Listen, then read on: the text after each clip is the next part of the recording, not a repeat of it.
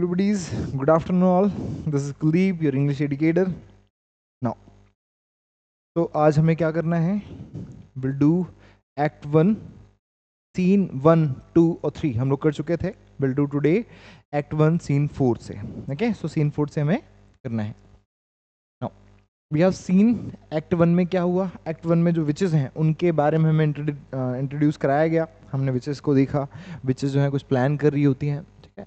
उसके बाद एक और चीज़ जो हमें डिस्कस करनी थी कि एक्ट 1 में जो ये लास्ट कुछ लाइंस आती है उनमें एक इंटरेस्टिंग चीज़ आपको देखने को मिलती है. The interesting thing is fair is foul and foul is fair, hover through the fog and fill the air. Okay, यहाँ पर जो विचेस ये स्टेटमेंट देती है fair is foul and foul is fair. So fair का मतलब हमने discuss किया कल कि इट मीन्स गुड, इसका मतलब होता है गुड, और फाउल जो है इट मीन्स बैड, इसका मतलब होता है bad. So good is bad and bad is good. ठीक है. अब अगर हम लोग इसको सरफेस पर सुने तो हमें अच्छी नहीं लगेगी लाइन, थोड़ी अजीब सी लगती. क्या कहना चाहता है? Good is bad, bad is good. So इस तरीके की लाइन जो थोड़ी अब्सर्ड लगे, हमें थोड़ी सी विचित्र लगे. ठीक है. और जो है एक दूसरे को कॉन्ट्राडिक्ट करें. क्या करें? एक दूसरे को कॉन्ट्राडिक्ट. एक स्टेटमेंट में कुछ वर्ड्स जो एक दूसरे को कॉन्ट्राडिक्ट कर रहे हैं.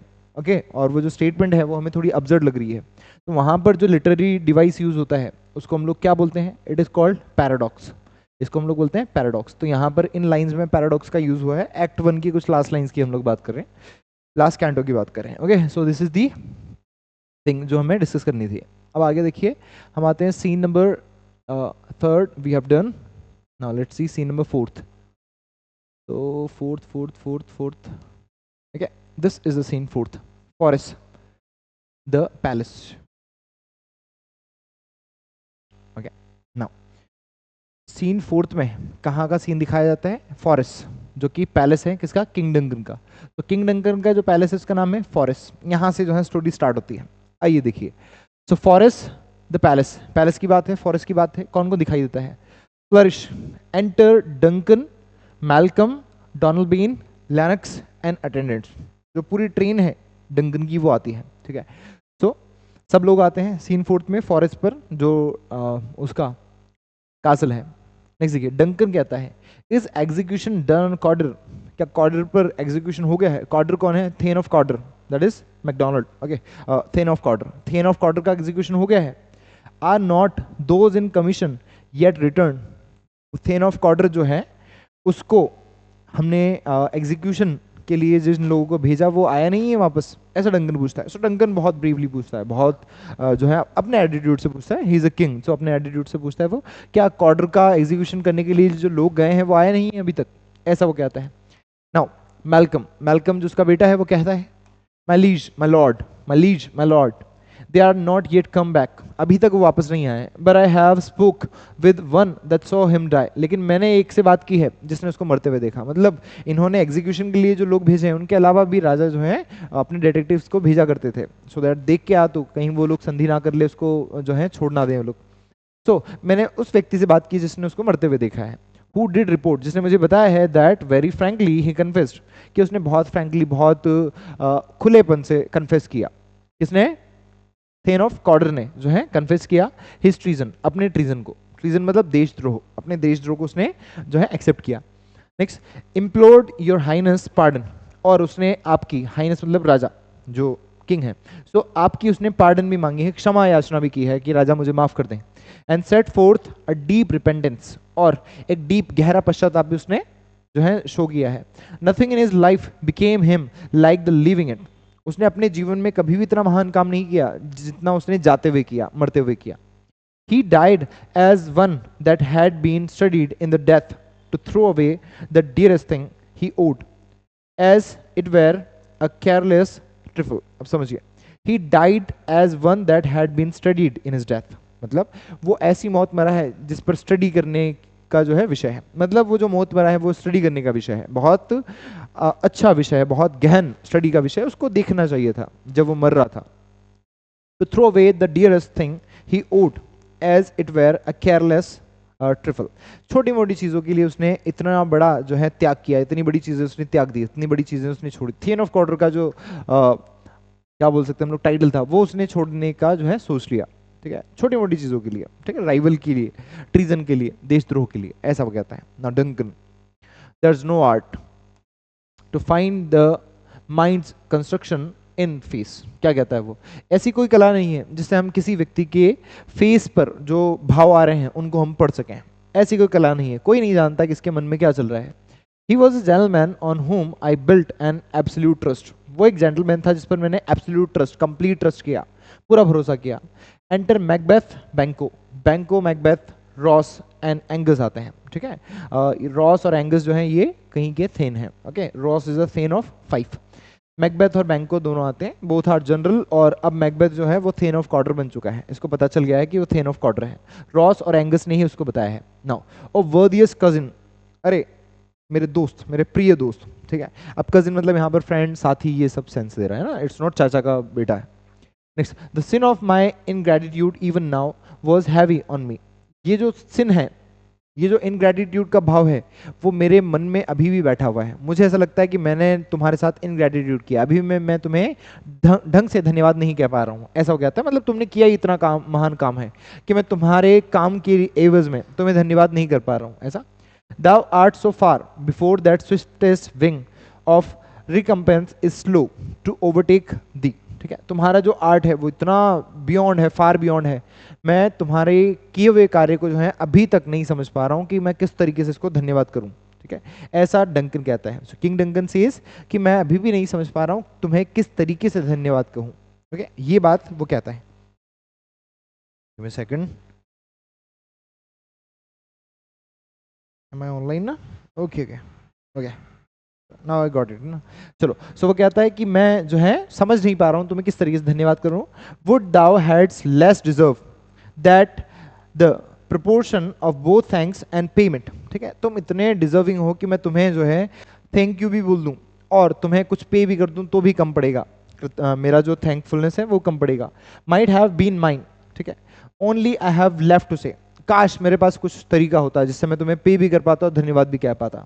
Only I have left to say more is thy due than more than all can pay. मैं सिर्फ इतना सा कह सकता हूँ कि मेरे पास इतना सा है जिससे मैं सिर्फ तुम्हें धन्यवाद कह सकता हूँ, मैं तुम्हारा जो कर्ज है वो नहीं चुका सकता। ऐसा किंग डंकन कहता है, बिकॉज मैकबेथ ने इतना महान काम भी किया है, सो इसलिए किंग डंकन ये बात कह रहा है। आगे देखिए मैकबेथ, अब मैकबेथ कुछ कहता है। अब ऐसा नहीं किसी की तारीफ हो गई तो कह रहे हाँ बिल्कुल काम तो मैंने किया है ना, ऐसा नहीं बोलेगा, बिकॉज वो राजा है ना। किंग डंकन राजा है और जो मैकबेथ है वो उसकी प्रजा में से एक है, तो उसको उसी हिसाब से काम करना पड़ेगा, उसी हिसाब से बात करना पड़ेगा। सो देखो क्या कहता है Macbeth, the service and the loyalty I owe in doing it pays itself. जो सर्विस और जो लॉयल्टी मैंने निभाई है आपके प्रति, वही उन सब चीज़ों को पे कर देती है। मेरा जो काम है वो आपकी सेवा करना है और आपकी सेवा करने का मुझे मौका मिला, यही मेरी सारी चीज़ों को जो है वो चुकता कर देता है। मतलब मुझे और किसी की चीज़ की जरूरत नहीं है ऐसा। Your highness part is to receive our duties. ठीक है, आप हमारे महाराज हैं, आपका दायित्व बनता है आप हमसे ड्यूटीज जो हैं वो लें, हमारे कर्तव्य जो हैं आपके प्रति हैं, ऐसा वो कहता है। And our duties are to your throne, आपके सिंहासन के प्रति, आपके राज के प्रति हमारी जो है ड्यूटीज हैं। आपके स्टेट के बच्चों के प्रति हमारी ड्यूटीज बनती है, आपके सर्वेंट्स के प्रति, which do but what they should by doing everything safe towards your love and honour. ये सब जो हम लोग करते हैं ये सिर्फ आपके प्रेम को पाने के लिए, आपसे थोड़ा सा सम्मान पाने के लिए और आपका जो राज है उसको सुरक्षित करने के लिए जो है हम ये सब करते हैं। सो आपका प्रेम, आपका सम्मान हमें मिल जाता है, इसलिए हम लोग राज को जो है सुरक्षित कर पा रहे हैं ऐसा। सो हमने जो भी किया वो सिर्फ जो है ड्यूटी थी जो हमें आपके प्रति करनी चाहिए, ठीक है। और आपने हमें ड्यूटी करने का मौका दिया, आपने हमें अपनी सेवा करने का मौका दिया, ये सबसे बड़ी बात है। ये मैकबेथ जो है कहता है सीन 4 में। नेक्स्ट, डंकन, वेलकम इधर, आओ स्वागत है तुम्हारा। इस तरीके से वो अपने हाथ फैलाकर कहता है आओ स्वागत है तुम्हारा। I have begun to plant thee, मैंने तुम्हें प्लांट कर दिया है, मैंने तुम्हें उगा दिया है, मैंने तुम्हें बो दिया है, मतलब मैंने तुम्हारी उन्नति की शुरुआत कर दी है। And will labour to make thee full of growing, और मैं तुम्हें अपने फुल पोटेंशियल तक पहुंचाने में बहुत मदद करूंगा। मतलब मैंने तुम्हें थेन ऑफ कॉर्डर तो बना दिया है, थेन ऑफ ग्लैमिस से थेन ऑफ कॉर्डर, अब देखो तुम्हारी उन्नति कैसे होती है, तो मैं हेल्प करूंगा उसमें, ऐसा कहता है किंग डंकन। नोबल बैंको, नोबल बैंको तुम भी आओ। अब उसने क्या किया, पहले उसको हक किया, किसको, बैंक मैकबेथ को, और बैंको देख रहा है तो वो बैंको को भी कह रहा है बैंको तुम भी आओ। Noble Banquo, that has no less deserve, तुम भी कम डिजर्व नहीं रखते हो, तुम भी कम डिजर्व नहीं करते हो। Nor must be known no less to have done so, तुमने भी कोई कम काम नहीं किया है, तुमने भी साथ के साथ जो है बहुत महान काम किया है। Let me unfold thee and hold thee to my heart, आओ मैं तुम्हें अपने हाथों को अनफोल्ड करता हूँ और तुम्हें जो है अपने हार्ट से लगा लूँ, ठीक है, ऐसा मतलब तुम्हें हग कर लूँ, ऐसा कहता है किंग डंकन। नेक्स्ट देखिए बैंक को क्या कहता है, बैंक को भी अब कुछ तो कहेगा। सो बैंक को कहता है there if I grow the harvest is yours own, ठीक है, आप जैसा चाहें वैसे ग्रो करें, आपकी ही तो फसल है, मतलब हम आपके ही तो जो है दास हैं, आप जैसा चाहें हमारे साथ कर सकते हैं, कितना ही ग्रो करें, हम आपकी ही फसल हैं, ऐसा वो कहता है।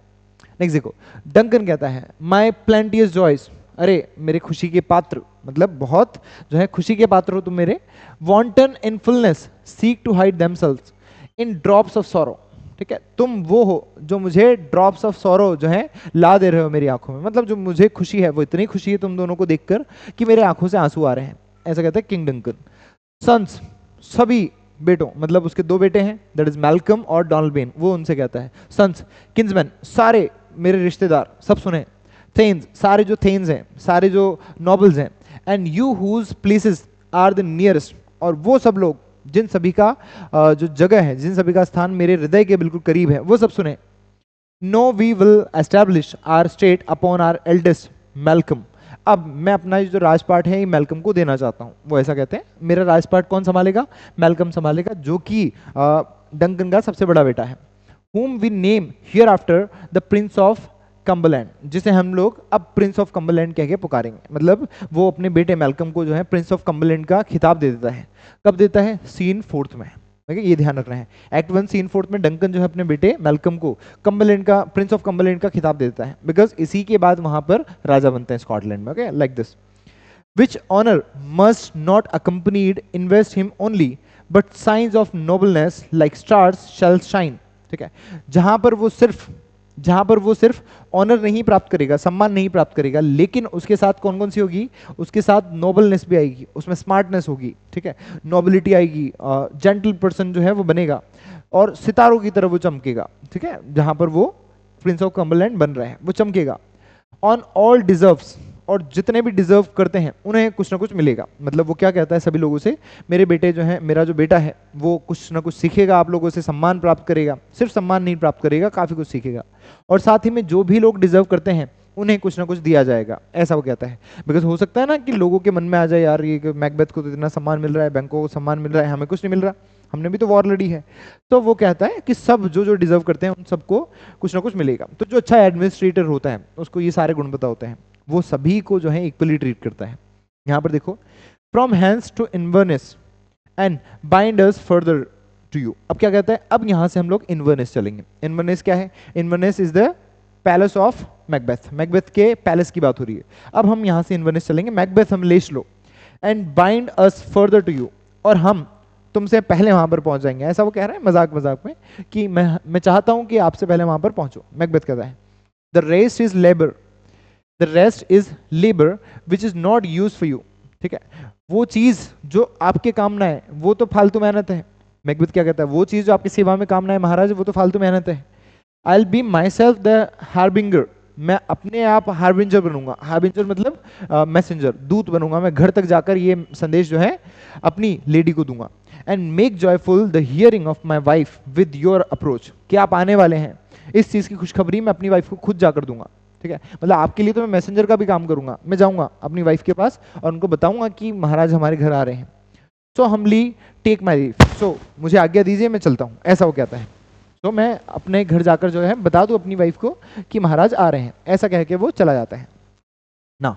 डंकन, मैं वर्दी कॉर्डर, अरे बहुत बढ़िया मेरे वर्दी कॉर्डर, ऐसा वो कहते हैं, बिल्कुल जा सकते हो।